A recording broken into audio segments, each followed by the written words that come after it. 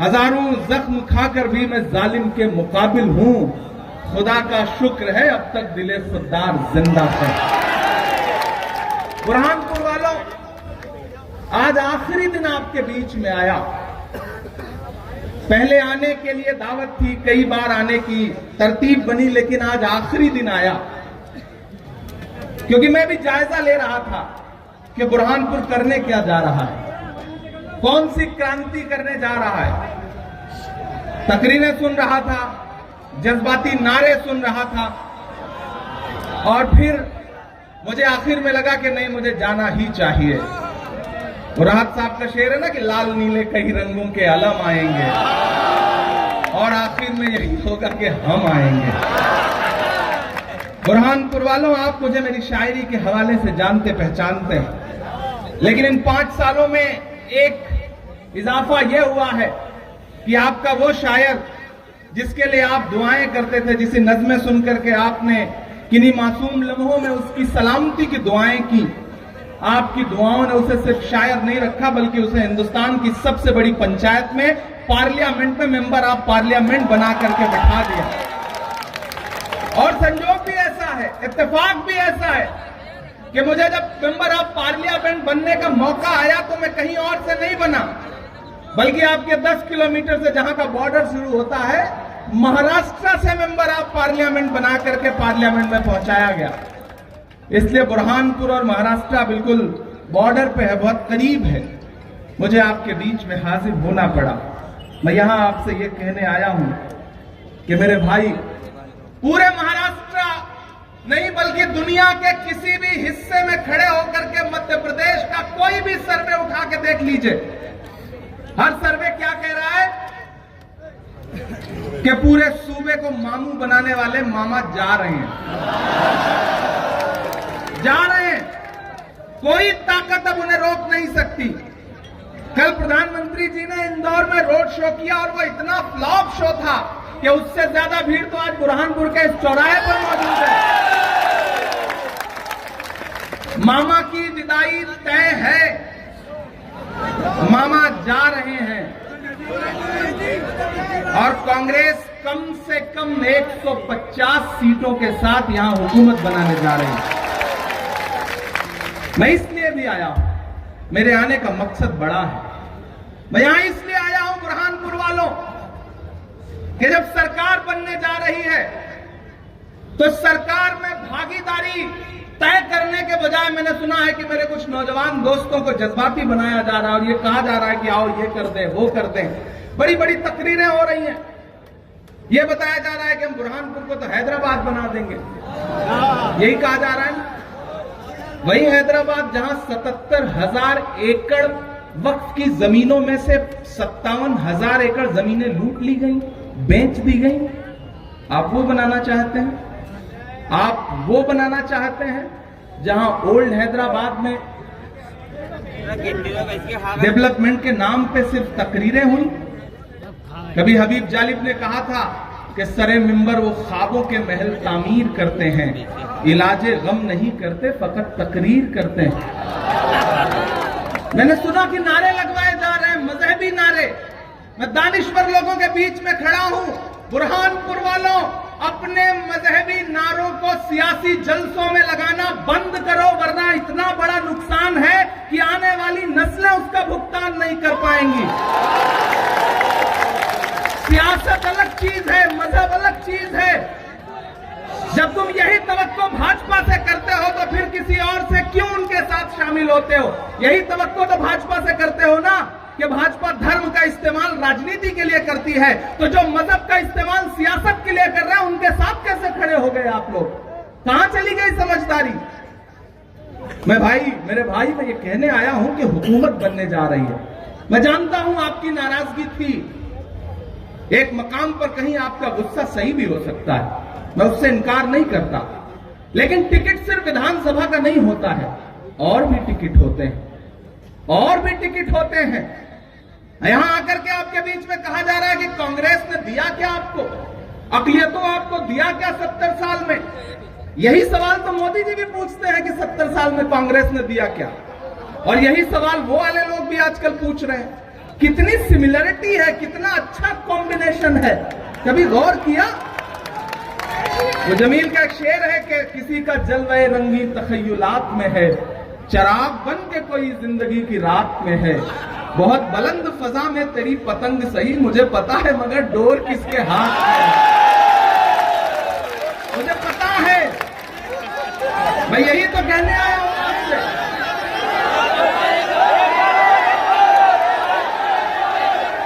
किसी का जलवे रंगी तखय्युलात में है, शराब बन के कोई जिंदगी की रात में है, बहुत बुलंद फजा में तेरी पतंग सही, मुझे पता है मगर डोर किसके हाथ। प्रधानमंत्री नरेंद्र मोदी ने नारा दिया कांग्रेस मुक्त भारत, याद है ना? फिर सदर साहब ने क्या नारा दिया कि कांग्रेस तो म्यूजियम में रखने की चीज है। प्रधानमंत्री जी ने कहा 15 लाख सबके खाते में आएंगे। अकबरुद्दीन ओवैसी ने क्या कहा? 15 मिनट के लिए पुलिस हटा लो। कोऑर्डिनेशन समझना। फिर सदर साहब ने क्या कहा कि मैंने तो एक दिन में 15 बोतल खून दान किया। वीडियो देखा कि नहीं देखा? देख लेना। 15 बोतल खून दान किया। फिर वो एक नए नवेले प्रवक्ता हैं, उन्होंने कहा हम 15 करोड़ हैं। ये 15 का जो रिश्ता है ना, वो मोदी जी जो कहते हैं उसी को 15 करके आगे बढ़ाया जाता है। यहां आए हैं भाजपा को हराने, नारा यही है ना कि हम भाजपा को हरा देंगे। मैं तो बुरहानपुर में खड़ा होकर के ये कहता हूं कि मेरे भाई आप बुरहानपुर में भाजपा को हराने की बात करते हैं, लेकिन हैदराबाद में जहां आपका दारुस्सलाम है, उस हैदराबाद में जहां दारुस्सलाम है, उस असेंबली का नाम गोशा महल है, वहां का विधायक भाजपा का है जिसका नाम राजा सिंह है। पहले उसे हरा लीजिए, फिर यहां आकर के हराने की बात कीजिए।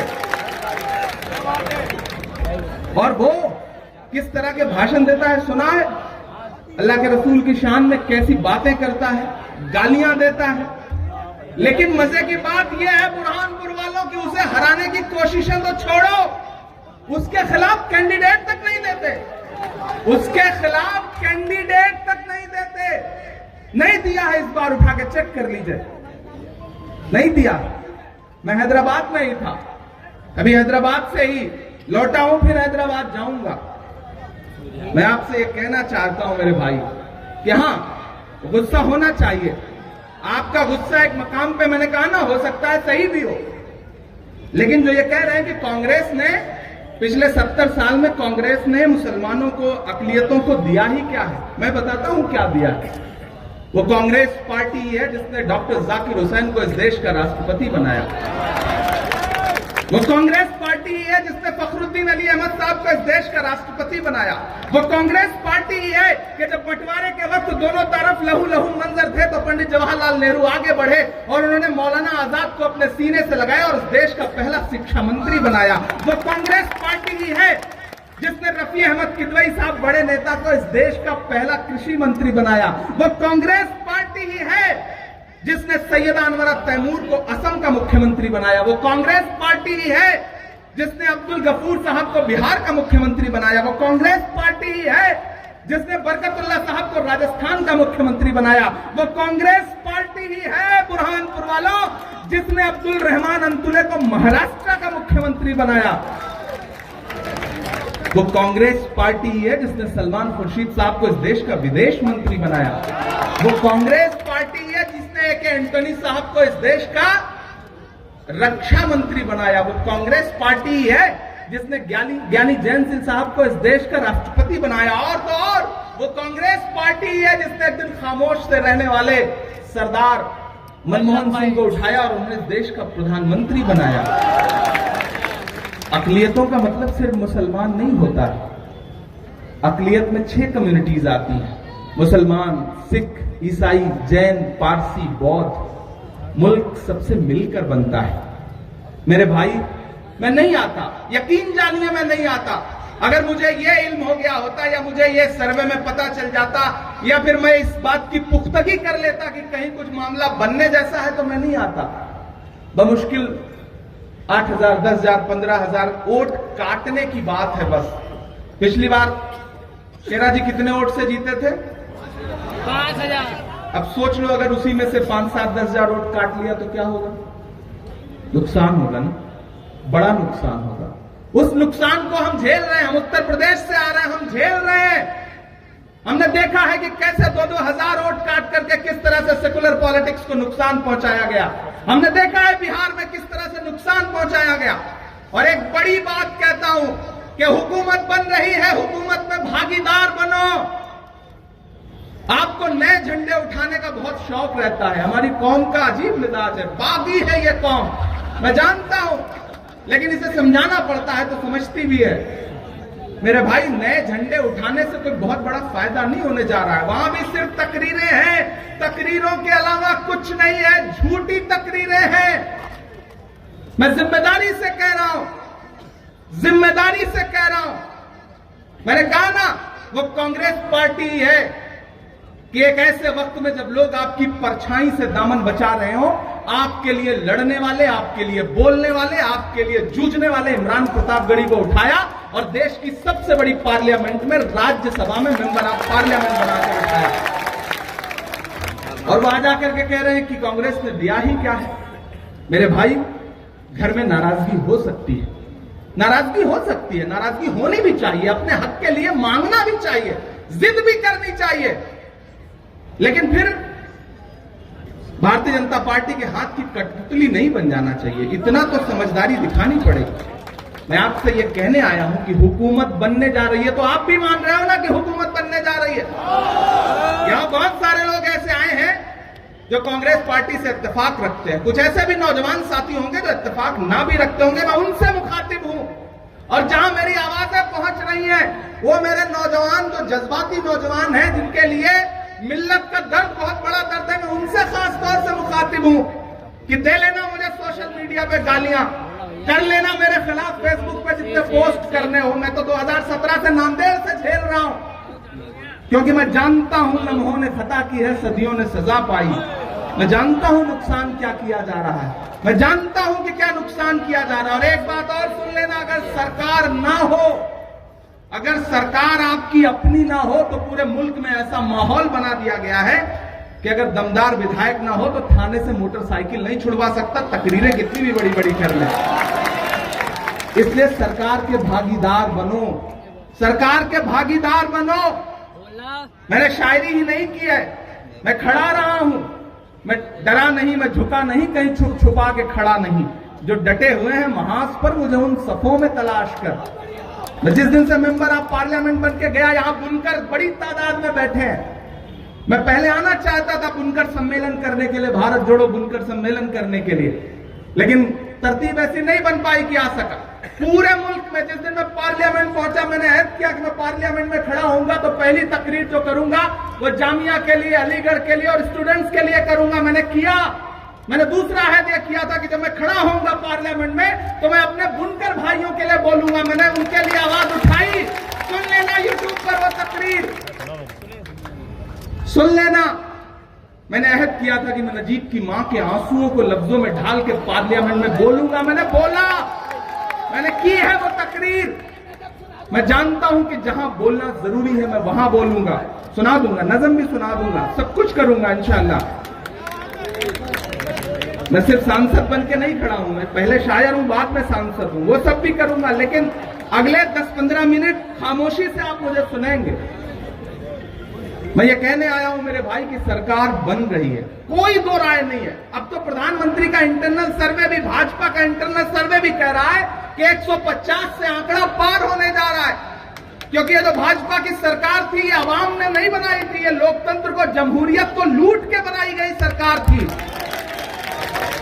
इसलिए आवाम अब बदला लेने के मोड में है, लुटेरों से बदला लेना चाहती है मध्य प्रदेश की आवाम। हमारी आंखों ने देखा है कि किस तरह से उज्जैन में एक बिटिया 8 किलोमीटर पैदल टहलती रही क्योंकि उसके साथ बलात्कार हुआ था और कोई उसे पनाह देने के लिए तैयार नहीं था। और ये लाडली बहना का नारा लगाने वाले मामा कहां गायब थे पता भी नहीं। हमारी आंखों ने वो मंजर भी देखा है कि किस तरह से एक दलित भाई आदिवासियों के साथ अत्याचार के नाम पे पेशाब तक किया गया इसी मध्य प्रदेश में। हमारी आंखों ने तमाम मंजर देखे हैं, लेकिन मेरे भाई, पानी आंख में भरकर लाया जा सकता है, अब भी जलता शहर बचाया जा सकता है। मैं कुछ कहने आया हूं आपसे, नाराजगी अपनी जगह, लेकिन होके मायूस यूं आंगन से उखाड़ो पौधे, होके मायूस न आंगन से उखाड़ो पौधे, धूप बरसी है तो बारिश भी यहीं पर होगी। हालात बदलने जा रहे हैं, हालात बदलने जा रहे हैं। मैं शायर हूं, मेरी जबान कभी कभी कबूल हो जाती है। मैं यहां सिर्फ एक विधायक के लिए वोट मांगने नहीं आया हूं, मैं एक मंत्री के लिए वोट मांगने आया हूं।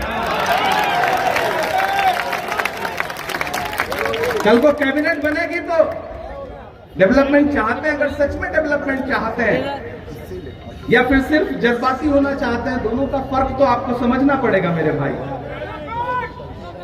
मैं आपसे एक बहुत बड़ी बात कहने चल रहा हूं। तकरीरें अपनी जगह, लेकिन याद करो वो दिन 2022 लास्ट सितंबर का वो दिन जब कन्याकुमारी में समंदर के साहिल पर खड़ा हुआ एक शख्स जिसका नाम राहुल गांधी है, वो नफरत को कम करने के लिए एक यात्रा लेके निकल रहा था। उस यात्रा का क्या नाम था? भारत जोड़ो यात्रा। किस चीज के खिलाफ? नफरत के खिलाफ। नफरत का सबसे ज्यादा नुकसान कौन झेल रहा है? कौन झेल रहा है? आप झेल रहे हो, हम झेल रहे हैं ना। नफरत को कम करने के लिए कितने किलोमीटर? 4000 किलोमीटर पैदल चला वो शख्स, 4000 किलोमीटर। मैं उनके साथ खड़ा था। मेरे से एक मीडिया के साथी ने कहा, इमरान साहब आप तो शायर हैं, आप इस यात्रा में राहुल जी के कदम से कदम मिलाकर चल रहे हैं, आप क्या कहेंगे? मैंने कहा, जो हर जालिम से टकराएगी वो आंधी बनाऊंगा, नए अंग्रेज आए हैं, नया गांधी बनाऊंगा। 4000 किलोमीटर अपने पैर की छालों की परवाह किए बगैर राहुल गांधी चलते रहे। नारा क्या था? नफरत छोड़ो, भारत जोड़ो। वो नफरत कम होगी तो फायदा किसका होगा? अमन सुकून होगा तो किसका फायदा होगा? मेरे भाई, इस बार खतरा बहुत बड़ा है। इस बार खतरा आईन पर है, इस बार खतरा जमहूरियत पर है। डॉक्टर बाबा साहब भीमराव अंबेडकर के बनाए हुए संविधान को बदलने की साजिशें हैं, उसको पामाल करने की साजिशें हैं। हद तो यह हो गई है कि नई पार्लियामेंट बनी तो सुना ना किस तरह से गाली दी गई पार्लियामेंट के अंदर। जुल्म के कद तलक आ पहुंची है, आखिरी हद तलक आ पहुंची है। वो जो नफरत थी गली कूचों में, अब तो संसद तलक आ पहुंची है। मेरे भाई, हमारे कानों ने सुना है वो गालियां। इसलिए मैं कहने आया हूं आपसे, ये इलेक्शन सिर्फ मध्य प्रदेश में हुकूमत बदलने का इलेक्शन नहीं है बुरहानपुर वालों, ये 2024 का सेमीफाइनल है। अपना मकसद बड़ा करो, अपनी सोच बड़ी करो। एक विधायक चुनने का इलेक्शन नहीं है ये 2024 में दिल्ली में सरकार बदलने का सेमीफाइनल है। और अगर चूकोगे तो नुकसान होगा, पछताओगे। मैं इसलिए आपके सामने अपना दामन फैला के ये कहने आया हूं कि सरकार बनने जा रही है, सरकार बनने में भागीदार बनो। आपकी जो नाराजगी है वो सबके नॉलेज में है, एक एक नेता के नॉलेज में है। मेरी सबसे बात हुई है और मैं वादा करता हूं बुरहानपुर वालों कि उसकी भरपाई भी की जाएगी। सरकार बनने दीजिए, इस बुरहानपुर को कुछ ऐसा दिया जाएगा कि बुरहानपुर भी कहेगा कि हुकूमत में उसकी जोरदार भागीदारी है। ये मैं आपसे वादा करता हूं। आपने मुझे अपना नुमाइंदा बना करके, आपने अपनी मोहब्बतों के बदौलत मुझे पार्लियामेंट में बैठाया है, अक़लियती सेल का माइनॉरिटी चेयरमैन, नेशनल चेयरमैन बनाया है। तो मैं आपसे वादा कर रहा हूं कि जिस दिन आपके मसलों पर लड़ने की जरूरत पड़ेगी, मैं आपके पाले में खड़ा नजर आऊंगा, सियासत के पाले में खड़ा नजर नहीं आऊंगा। ये मेरा आपसे वादा है। मैं इसलिए कहने आया हूं मेरे भाई कि सुरेंद्र जी चुनाव जीत रहे हैं। थोड़ी सी अगर कोर कसर रह गई तो अगले 5 साल कितना पछताना पड़ेगा, सोचा है? तो कोर कसर मत छोड़िए। वो जो तकरीरें करने वाले आए हैं ना, उनको लगता है कि बस दुनिया उन्हीं की वजह से चल रही है। कई जगह पर तो जाकर के मैंने सुना कि उनके एक मुकर्रिर साहब कह रहे थे कि इमरान प्रतापगढ़ी मेंबर आप पार्लियामेंट बने हैं तो हमारे वोट से बने। मेरे भाई, कांग्रेस पार्टी के महाराष्ट्र में 44 एमएलए हैं। इमरान प्रतापगढ़ी को इलेक्शन में 44 विधायकों के 44 के 44 वोट मिले थे। वो एक परिंदा होता है, जानते हैं, जब वो रात में सोता है तो दोनों टांगे ऊपर कर लेता है। आप गूगल कर लीजिएगा, उसका नाम पता नहीं लग जाएगा, नाम लूंगा नहीं, जानते हैं ना, वो दोनों टांगे ऊपर कर लेता है। नासिर बैठा है, इस बात को जानता है। जानते हो क्यों कर लेता है? उसे लगता है कि रात में जब आसमान टूटेगा तो मैं अपनी टांगों से आसमान रोक लूंगा। उसे लगता है कि दुनिया चल रही है तो मेरी वजह से चल रही है। नहीं भैया, आपकी सिर्फ तकरीरें चल रही है, आपका सिर्फ धंधा चल रहा है, आपकी सिर्फ दुकान चल रही है। मैं जानता हूं जितना हमला उनको बीजेपी पे करना था, उससे ज्यादा कांग्रेस पे हमला। कांग्रेस ने ये किया, कांग्रेस ने वो किया। अरे मेरे भाई, कांग्रेस ने 70 साल में क्या किया? यही सवाल तो नरेंद्र मोदी जी भी कर रहे हैं। उस दिन पार्लियामेंट में खड़े होकर के मोदी जी कह रहे थे, बताइए कांग्रेसियों 70 साल में आपने क्या किया? खड़गे साहब मुड़े, बोले इमरान मत बताना, बता दोगे तो ये उसको भी बेच देंगे, इनका काम सिर्फ बेचने का है। ये भाजपा के लोग हमसे 70 साल का हिसाब मांगते हैं, 70 साल का हिसाब मांगते हैं। बुरहान वालों, बुरहान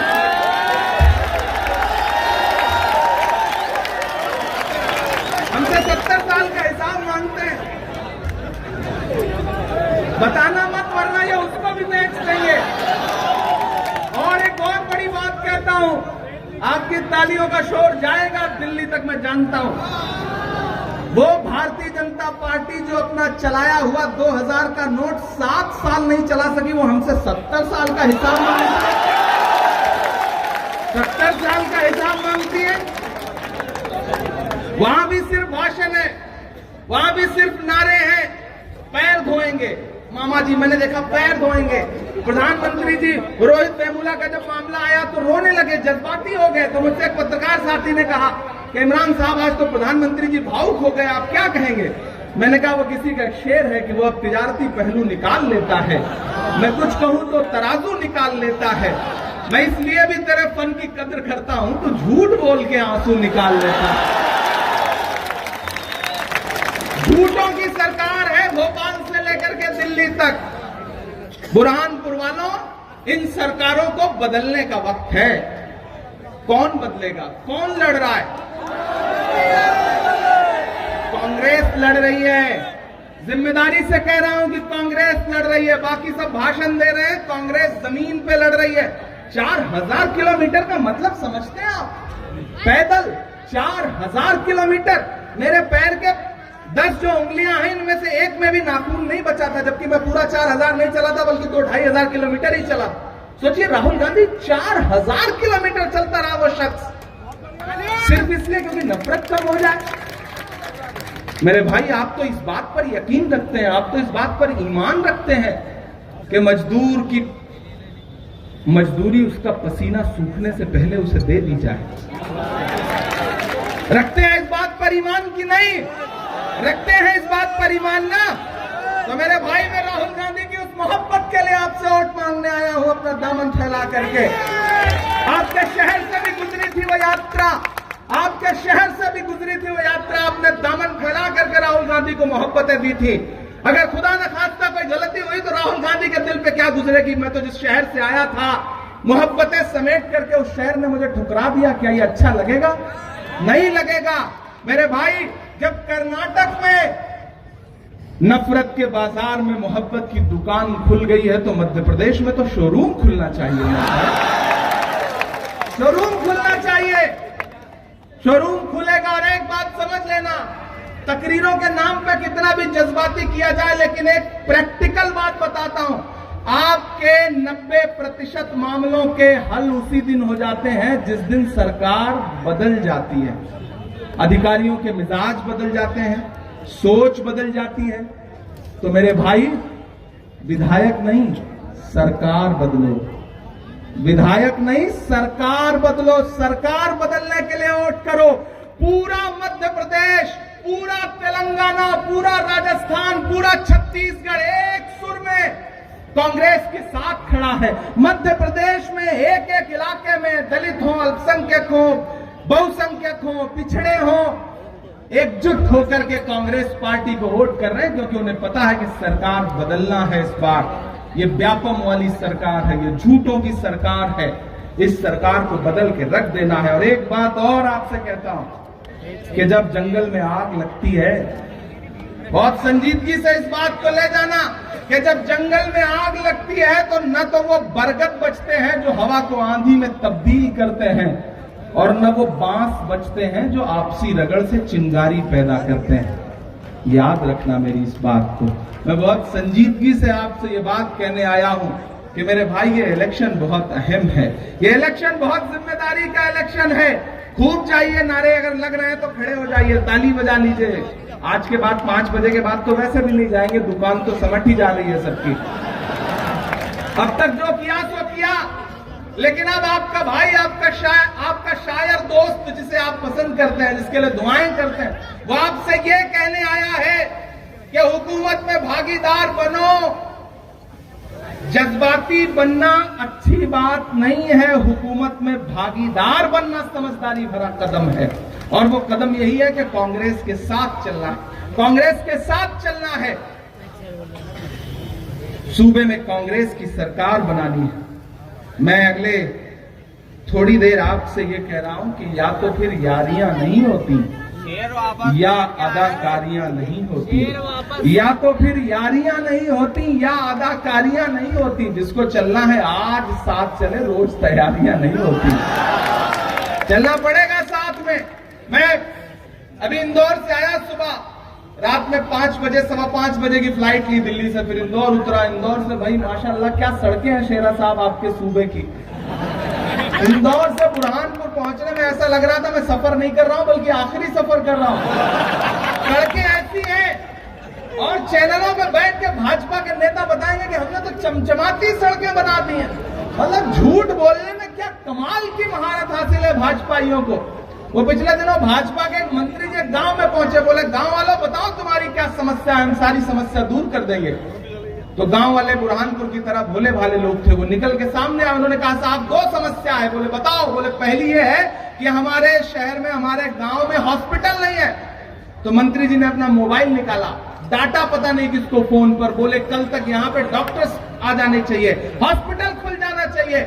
फोन रख दिया। फिर बोले बताओ दूसरी समस्या क्या है। तो गांव वालों ने कहा साहब दूसरी समस्या यह है कि इस गांव में मोबाइल का कोई भी नेटवर्क नहीं है। यह है इनका झूठ। समझ में देर से आएगा मैं जानता हूं, यह है इनका झूठ। इसलिए झूठ के खिलाफ खड़े होइए, सरकार बदलिए। ये जितने झूठे हैं इन्हें ये एहसास दिला दीजिए कि नहीं, मजहबी नारे हमारी मजहबी महफिलों के लिए है, सियासी महफिलों के लिए नहीं है। हम अपने मजहबी नारों को सियासी जलसों में लगाने से इत्तेफाक नहीं रखते हैं। ये वही राजनीति है जो भाजपा कर रही है, ये वही राजनीति है जो इस मुल्क को बांटना चाहती है। एक तरफ 85% खड़े हो जाए, एक तरफ 15% खड़े हो जाए, ताकि दोनों की दुकान चलती रहे। लेकिन उस दुकान में आम आदमी के लिए न तो मोहब्बत है, न एकजुटता है, न प्यार है। ये वो शहर है जो गंगा जमुनी तहजीब का शहर है। ये वो शहर है जिसकी विरासत पर हिंदुस्तान नाज करता है। ये वो शहर है जिससे ताजमहल मंसूब है। ये वो शहर है। तो इस शहर की विरासत को बचाने की जिम्मेदारी भी आपकी है। मैं एक खुसूसी बात यहाँ के बुनकर भाइयों से कहना चाहता हूं कि मैंने पार्लियामेंट में 3 मिनट आपके लिए आवाज उठाई और उसमें बुरहानपुर शहर का नाम लिया और मैंने ये कहा कि पूरे मुल्क में बुनकरों के उद्योग को तबाह किया जा रहा है। कांग्रेस पार्टी कैपिटल सब्सिडी देती थी 30%, इस सरकार ने वो बर्बाद कर दिया है। आने वाले वक्त में जब कांग्रेस की सरकार बनेगी, आपकी दुआ रही तो मैं उस सरकार का एक अहम हिस्सा रहूंगा दिल्ली में। तो मैं वादा कर रहा हूं कि मेरी कलम से, मेरे हाथ से, मेरी आवाज से जो सबसे बुनियादी काम होगा हिंदुस्तान में, वो बुनकर भाइयों के लिए होगा। ये मेरा वादा है। मैं राहुल जी का दामन पकड़ के, राहुल जी का हाथ पकड़ के बुनकरों के लिए काम करवाऊंगा। मैं पूरे देश में बुनकर सम्मेलन कर रहा हूं। मैं बोकारो में कर चुका, रांची में कर चुका, भिवंडी में कर चुका, मालेगांव में कर चुका। अगला आप शेरा को जिता करके विधायक बना दीजिए, सूबे में सरकार बना दीजिए। जल्दी ही भारत जोड़ो बुनकर सम्मेलन यहां भी करेंगे हम लोग। ये हमारा आपसे वादा है। वक्त कम बचा है, थोड़ी शायरी भी सुना दूं, नहीं आप नाराज हो जाएंगे।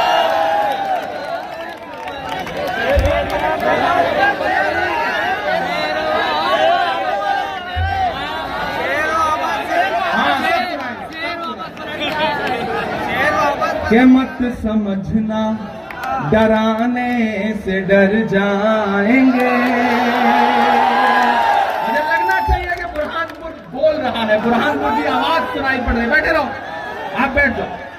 कि मत समझना डराने से डर जाएंगे, अब के सारी हदों से गुजर जाएंगे।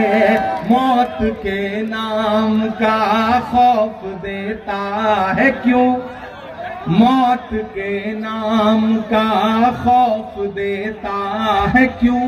मौत जिस रोज आएगी मर जाएंगे।